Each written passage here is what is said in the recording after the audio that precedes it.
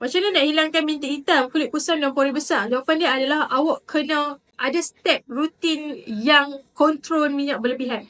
Contohnya awak ada buat double cleanse, lepas tu awak kena pakai moisturizer yang membalancekan minyak berlebihan kat kulit awak. Contohnya kalau kulit awak minyak berlebihan, awak carilah moisturizer yang sifat dia hanya bagi hydration pada kulit, ataupun dia bukan hanya bagi hydration, dia bagi hydration yang 70%. Contoh macam gel moisturizer. Lepas tu, cari juga moisturizer yang no oil, yang tak ada ingredient oil, yang boleh meningkatkan lagi minyak pada kulit awak.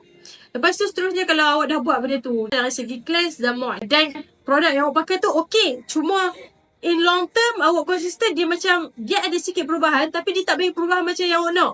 So apa yang awak perlu buat, awak cari ingredient treatment dalam bentuk niacinamide. Sebab niacinamide dia bantu untuk kontrol minyak berlebihan, ataupun niacinamide ataupun zinc PCA. Zinc PCA adalah bahan yang bantu untuk kontrol minyak berlebihan.